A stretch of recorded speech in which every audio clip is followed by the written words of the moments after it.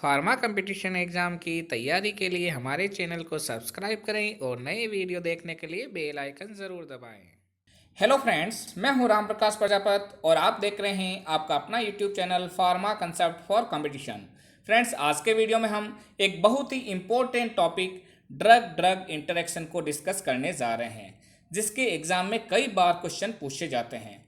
तो फ्रेंड्स, अगर आपको अपने कंसेप्ट क्लियर करने हैं तो इस वीडियो को अंत तक ज़रूर देखें।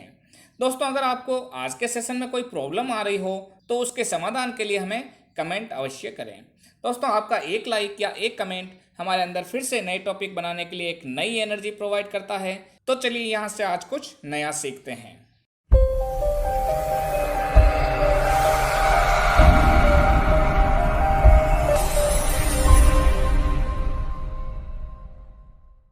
Friends, a change in either the duration or the magnitude of pharmacological response or both of one drug by another one is called drug drug interaction. यानी जब कभी भी एक ड्रग की वजह से दूसरी ड्रग का ड्यूरेशन ऑफ एक्शन या magnitude of pharmacological response change होता है तो उसे हम ड्रग ड्रग इंटरेक्शन कहते हैं। यानी एक ड्रग की वजह से दूसरी ड्रग का इंटरेक्शन होना।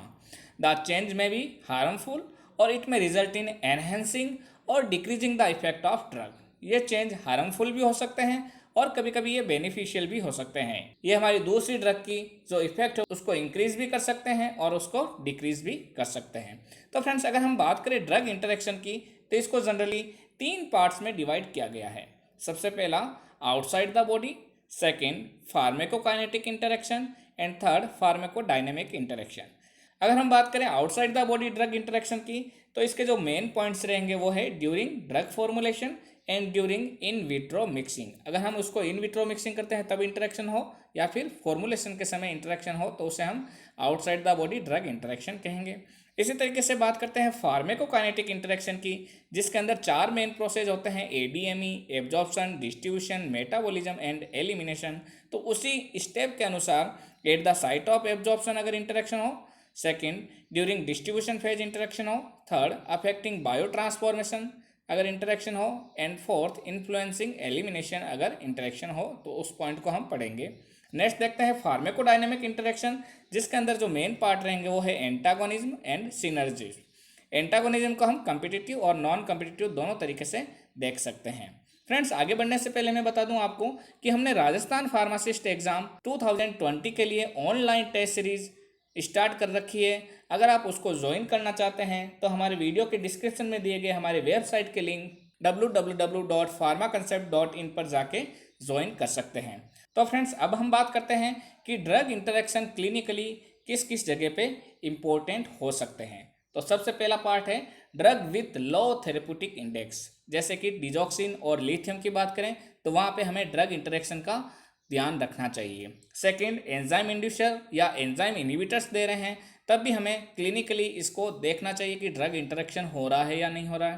Third, drug which exhibit saturable kinetics, यानी ऐसी ड्रग्स जो कि जीरो ऑर्डर काइनेटिक्स फॉलो करती है तो वहाँ ड्रग इंटरेक्शन हो रहा है या नहीं है, ये भी हमें चेक करना चाहिए। Next, drugs for prolonged use. अगर हम किसी ड्रग को काफ़ी लंबे समय से ले रहे हैं जैसे ओरल कॉन्ट्रासेप्टिव्स, एंटी एपिलेप्टिक्स या एंटी एरिथमिक्स, तो वहाँ पे भी हमें ड्रग इंटरेक्शन के बारे में मालूम होना चाहिए। नेक्स्ट देखते हैं हम, अगर सीवियरली इल पेशेंट है या फिर कोई ऐसा पेशेंट हो जो कि रीनल या हिपेटिक इनसफिशियंसी रखता है या कोई भी एल्डरली पेशेंट है तो उसको भी अगर हम ड्रग्स देते हैं या मेडिसिन देते हैं तब हमें ड्रग इंटरेक्शन का ध्यान रखना चाहिए। तो चलिए देखते हैं अब कौन कौन सी ड्रग इंटरेक्शन हो सकती है। तो सबसे पहला आपका एग्जाम्पल रहेगा interaction occurring outside the body. इसका जो फर्स्ट पार्ट है वो है during formulation and mixing of drugs. जैसे कि थायोपेंटोन के साथ में अगर सक्सामिथोनियम का इंजेक्शन हम मिक्स करते हैं तो वो केमिकली आपस में रिएक्ट कर लेता है। तो इसलिए हम जब कभी भी थायोपेंटोन इंजेक्शन या सक्सामिथोनियम इंजेक्शन किसी पेशेंट को लगाते हैं तो उन दोनों को सेम सीरीज में हमें विड्रॉ नहीं करना चाहिए क्योंकि वो केमिकली रिएक्ट कर सकता है। इसी तरीके से heparin is incompatible with hydrocortisone, tetracycline and sympathomimetics agent. Next हम बात करें फार्मेकोकाइनेटिक इंटरेक्शन के बारे में। और फार्मेकोकाइनेटिक में हमने देखा था 4 प्रोसेस थे एडीएमई। तो सबसे पहला देखते हैं एब्जॉर्प्शन के बारे में, यानी interaction at the site of absorption. इसमें जो पहला पार्ट रहेगा वो है केमिकल इंटरेक्शन। फ्रेंड्स, अगर एंटासिड के साथ में टेट्रासाइक्लिन, आयरन या प्रेडनिसोलोन दिया जाता है तो friends antacid generally aluminium and magnesium ions रखते हैं and if given with tetracycline, iron और prednisolone these form insoluble complexes. तो वहाँ पे हमें कभी भी एंटासिड इनके साथ में नहीं देना चाहिए जिसके अंदर एल्यूमिनियम या मैग्नीशियम आयंस हो।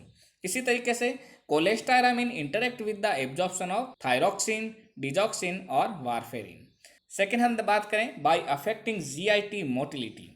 Friends, drugs decreasing gastric motility like atropine and opioids, ऐसी ड्रग्स जो कि गैस्ट्रिक मोटिलिटी को कम करती है, delay the absorption of some drugs by reducing gastric emptying time, वो गैस्ट्रिक एम्प्टिंग टाइम को रिड्यूस कर देती है जिससे कि कुछ ड्रग्स का एब्जॉर्प्शन डिले हो सकता है।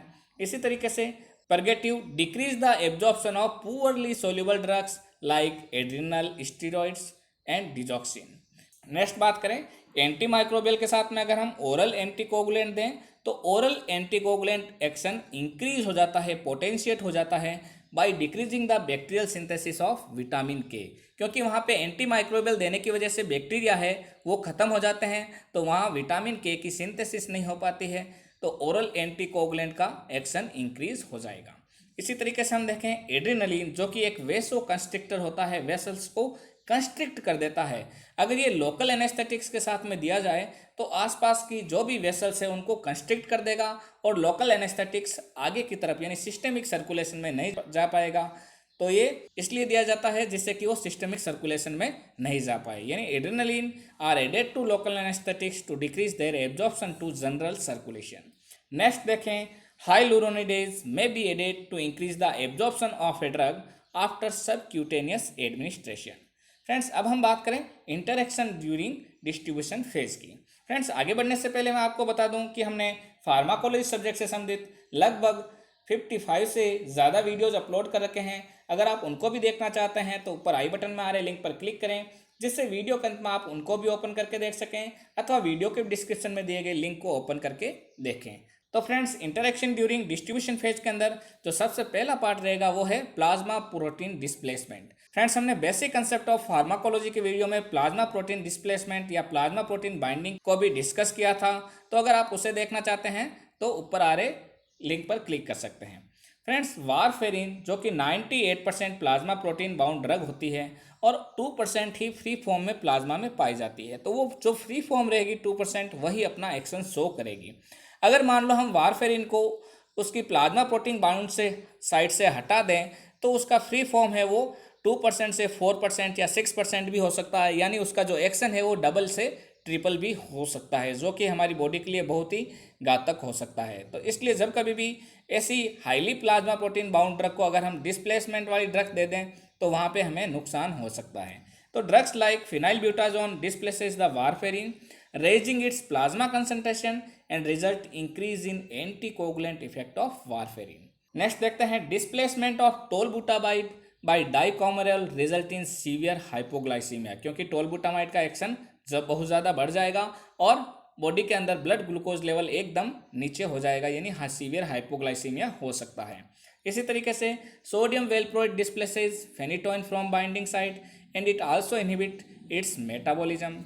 नेक्स्ट, विटामिन के और indomethacin can displace bilirubin which result in kernicterus in newborn. अगर विटामिन के या इंडोमेथासिन दी जाए तो बिलिरुबिन का डिस्प्लेसमेंट हो जाएगा वहाँ बाइंडिंग साइट से, तो ये कर्निक्टस सिंड्रोम डेवलप कर सकता है न्यूबॉर्न में, क्योंकि newborn have limited capacity to metabolize और एक्सक्रीशन ऑफ बिलिरुबिन। नेक्स्ट देखते हैं displacement from tissue binding.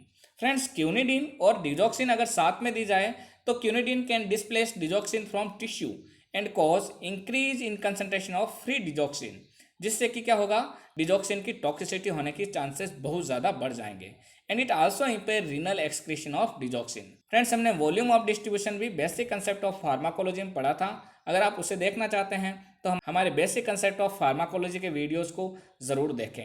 Next देखते हैं इंटरेक्शन ड्यूरिंग बायो ट्रांसफॉर्मेशन, यानी मेटाबॉलिज्म के समय कोई ड्रग का इंटरेक्शन कैसे होता है।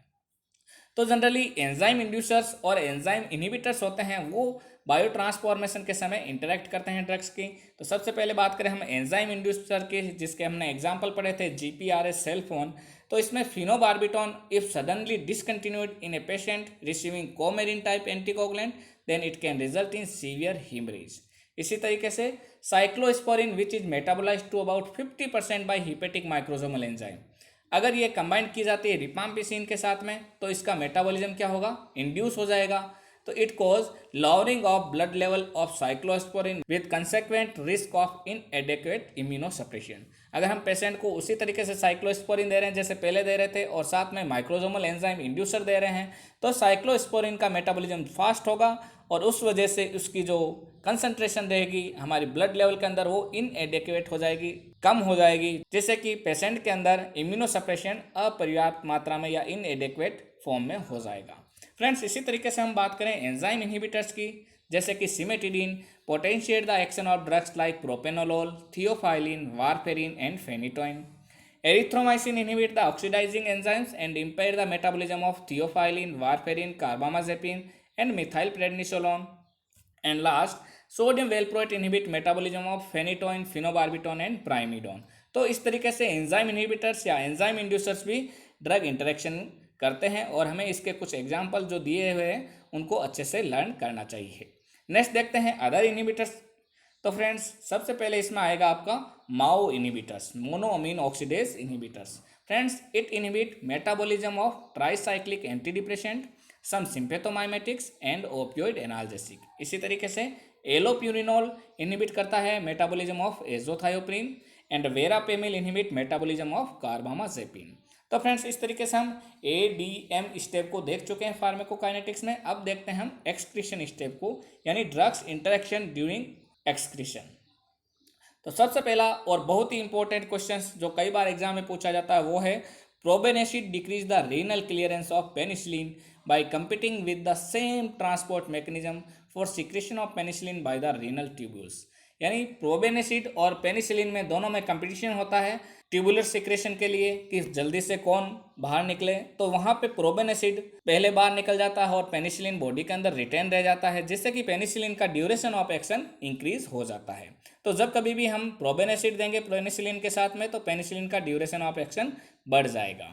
नेक्स्ट देखते हैं phenylbutazone blocks the renal tubular reabsorption of uric acid leading to uricosuria. And next, alkalinization of urine is useful in acidic drug poisoning like barbiturate poisoning, aspirin poison. इन सब के लिए हमें यूरिन को एल्कलाइनाइजेशन करना पड़ता है। इसी तरीके से acidification of urine is useful in alkaline drug poisoning like morphine, opium and other alkaloids poisoning. तो फ्रेंड्स, अब हम देखते हैं फार्माकोडायनेमिक इंटरेक्शंस, जिसमें हम सबसे पहले देखते हैं physiological antagonism term. When a drug opposes the action of another drug by acting at same receptor, अगर सेम रिसेप्टर पे एक्ट कर रही है और दोनों एक दूसरे के एक्शन को अपोज कर रही है तो वो फिजियोलॉजिकल एंटागोनिज्म कहलाएगा। Acetylcholine and noradrenaline. Acetylcholine lowers heart rate whereas noradrenaline increase heart rate. Next, histamine and adrenaline. Histamine contract smooth muscles of bronchi whereas adrenaline dilates bronchi. इसी तरीके से फ्रेंड्स, अगर हम बात करें एडिटिव इफेक्ट की, तो if the two drugs are given together and the combined effect equals A+B, यानी 1+1 के बराबर उनका इफेक्ट आता है 2 के बराबर, then the combined effect is called additive effect. जैसा कि एग्जांपल है आपका बीटा ब्लॉकर के साथ में अगर थायाजाइड डायूरेटिक हाइपरटेंशन ट्रीटमेंट में दिया जाए तो ये दोनों आपस में एडिटिव इफेक्ट शो करती है। इसी तरीके से आपका होगा सिनर्जिज्म, यानी combined effect is greater than A+B, यानी 1+1 जो 2 होता था उससे भी ज़्यादा इफेक्ट अगर किसी दो ड्रग का आए कंबाइंड फॉर्म में तो उसे हम बोलते हैं सिनर्जिज्म।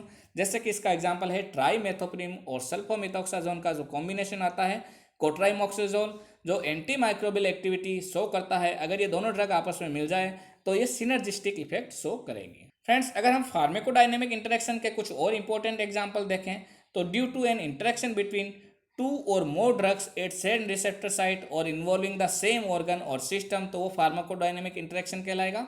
जैसे कि use of indomethacin with beta adrenoreceptor antagonist result in loss of antihypertensive effect of latter. Next, digoxin is more effective and also more toxic in the presence of hypokalemia.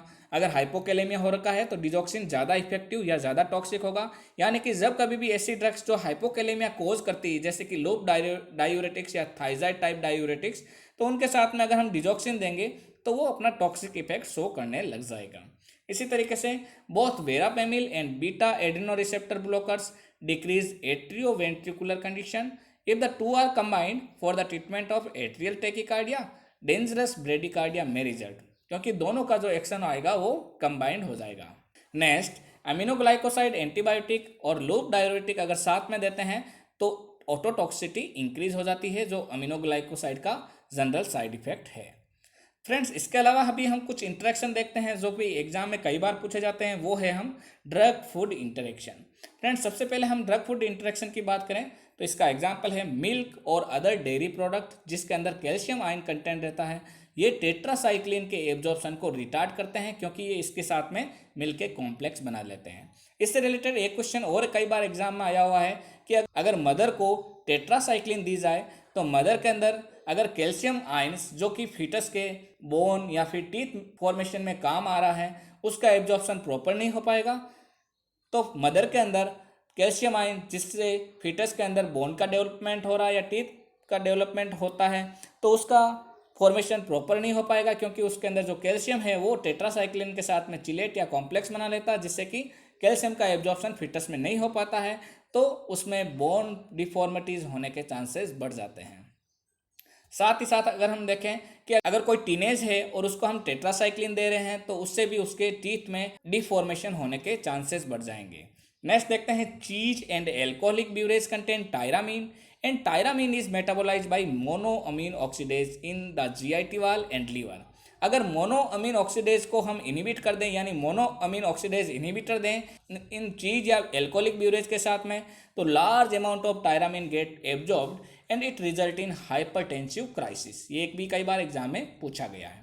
Changes in vitamin K concentration as a result of change in the type and nature of foods affect anticoagulant therapy.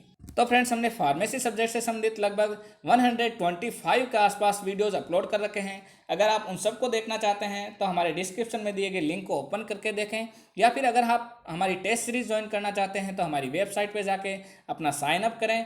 अगर आपने हमारा channel अभी तक subscribe नहीं किया है तो जल्दी से सब्सक्राइब करें तथा साथ ही साथ बेल आइकन दबा दें, जिससे आने वाले सभी वीडियोज आपको सही समय पर मिलते रहें। मैं राम प्रकाश प्रजापति आपसे फिर मुलाकात करूंगा एक नई वीडियो में एक नई टॉपिक के साथ। तब तक के लिए best of luck for exam and thanks.